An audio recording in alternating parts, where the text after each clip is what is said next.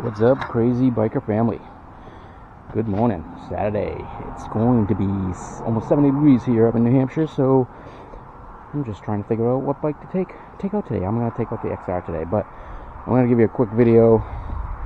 First intro on the differences between the R1250GS and the XR. You can definitely see there's a huge difference between the two, styling and everything else, but the XR is more of a sport bike with the S1000xr single R engine tuned that way. I do have the aquaphobic steel headers and aquaphobic pipe, carbon fiber. I haven't really done any much with the R1250GS. Had some bags to it and stuff like that, but the huge difference is the engines. The engines are the XR is the 4-cylinder inline 4-cylinder, and the other one is the boxer engine on the GSA. And then the suspension is a little different too as well. But between the two, I've seen a lot of guys asking, what should I get, the XR or the GSA 1250GS? It all depends on what you guys want to, how kind of styling you want to ride. The GSA is pretty versatile. It's kind of like say Gold Wing on steroids. You don't have as much wind protection as a Gold Wing, but the wind protection on the GSA is really good. Seating on both bikes is really tall. So I think it's 33 inches or taller, and so some of you shorter riders might have a little hard time swinging the leg over and stuff like that. I actually have a 34-inch I have a 34-inch inseam, and I still have to do like a side thrust kick to get my leg over, or step on the pegs and swing your leg over that way. But the XR, I have it Brent tuned. It has the stage 1 Brent tune in there. As you see, I have a little sticker right there on the gas tank, and that brings it from stock 149 horsepower rear wheel to 160 stock, but I'm adding another 10 horsepower, estimating 170 at the rear wheel, because I have that aquaphobic pipe on there, which adds about 10 horsepower or so. But there's definitely a difference between two rides and stuff like that. I got the GSA as well because of the longer distance. I got an 8-gallon gas, well, 7.9-gallon gas tank, and it's a little bit more comfortable than the XR. XR, I still feel I could ride around all day, but the GSA I could ride for days.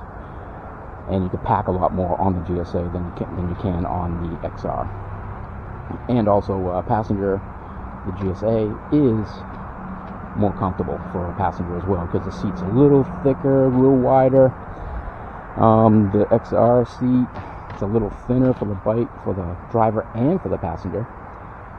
It's not that great, but it's still comfortable. Still able to take a passenger on and stuff like that, but anyway, I want to give you a little quick thing. We're going to take the XR out. We're going to do a little, I haven't been able to test the Brent tune on the XR yet. I know that the quick shifter's a lot better, even though it wasn't bad at stock as it is, but now it's even, everybody says it's buttery smooth at stock. It's even better with the Brent tune. And with the extra horsepower, it should be pretty fun, but I'll be back with you guys. So, I had screwed up. Since my last video, I was supposed to take some video of coverage of the cars, coffee, and motorcycles, but my windshield was blocking most of my video. So I'm starting that over. I'm going to change that windshield out in 5 minutes here. But I wanted to give you guys a cold start on this bike. And let it warm up. We're going to go change the windshield, and I'm going to give you a couple of runs. Bike is dirty, but we'll go from there.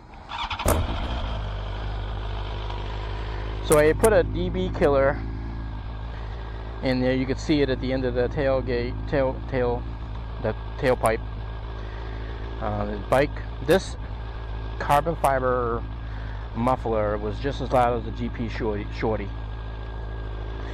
And I wanted something that, you know, with bags and everything else, I wanted to ride it a little longer than my double R.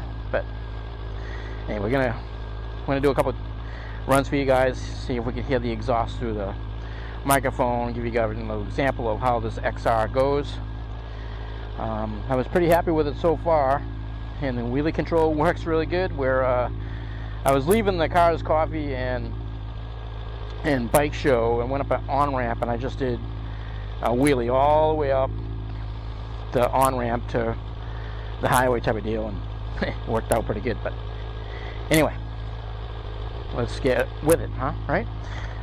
Welcome back to the channel. Remote key is in my pocket. I'm getting a signal right now. There we go.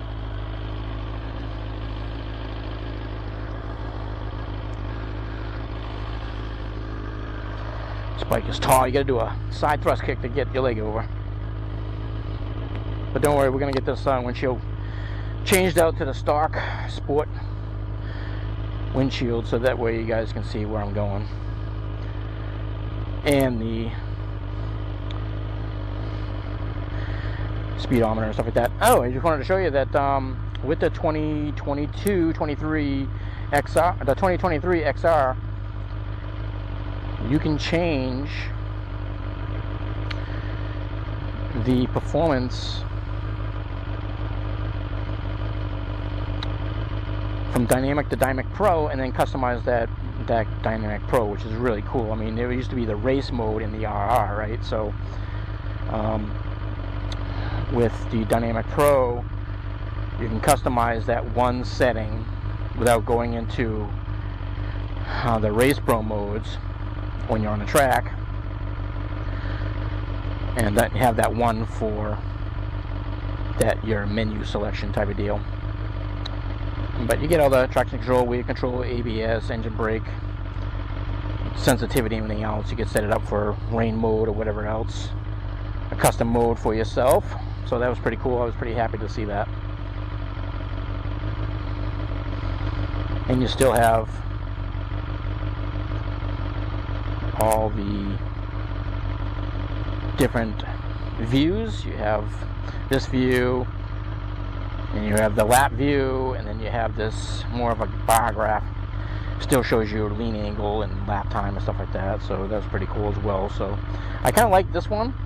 It does still show your TZC and your lean angle and your best lap times and stuff like that. Not that I do the lap times, but I like this view. This is my best view right here. And as usual, the stock, the BMW red line is at 6,500 right now until it warms up, and it goes up to 11,000 RPM. I'm gonna get going here, so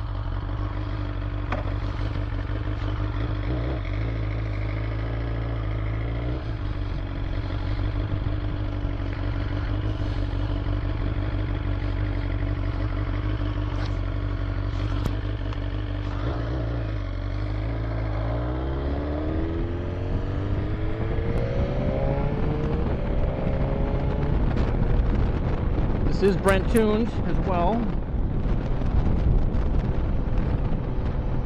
So with the Brent tune with the XR, you same engine as the single R S1000, and the horsepower goes on stock 149 to 160 rear wheel horsepower. And so I'm figuring with my aquapovic pipe and aquapovic muffler, I'm getting another 10 horsepower out of that. So I'm looking at 170 rear wheel horsepower, which is not bad for a touring bike. And it's still pretty fun, and a little bit of comfort so that you could ride pretty much all day. I wanted to say that the Brent tune really actually improved the up and down shifting on the quick shifter.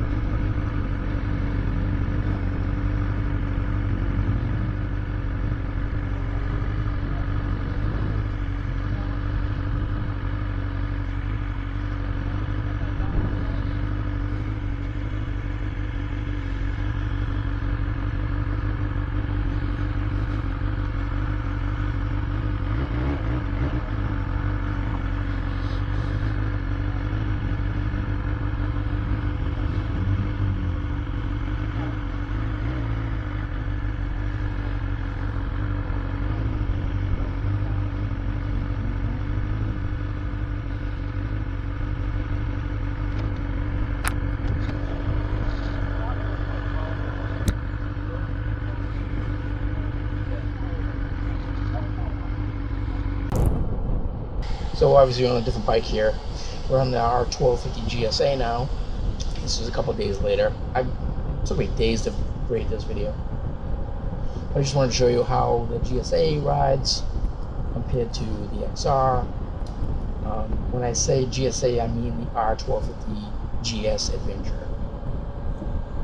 And it's a very relaxing bike. They consider it a Gold Wing on steroids, even though the Gold Wing has better wind protection. This thing has power for days. It has a lot of torque down low. It's very powerful. You can do wheelies with this thing. You can take it on corners. You can go off-road. You can go through streams and rivers and over rocks and everything else. But it's a lot more comfortable. And it has 7.9 gallon gas tank. It's a little heavier than the XR.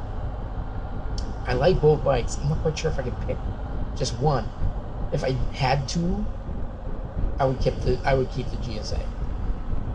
The XR is nice. Power delivery is different. It accelerates different. It just reminds me of the S1000xr. It's a fun bike to ride, but the GSA you can just ride all day, and that was my real goal going forward, is just be able to ride a lot. I do jump on the XR. It's fun. It's Brent tuned. Oh, the Brent tune is available for the R1250 GSA as well. I'm not quite sure exactly what they change, but some of the quirks about the GSA, I don't like the quick shifter, especially between first and second to third. First and second is brutal. I just use the clutch. Second and third, I still use the clutch.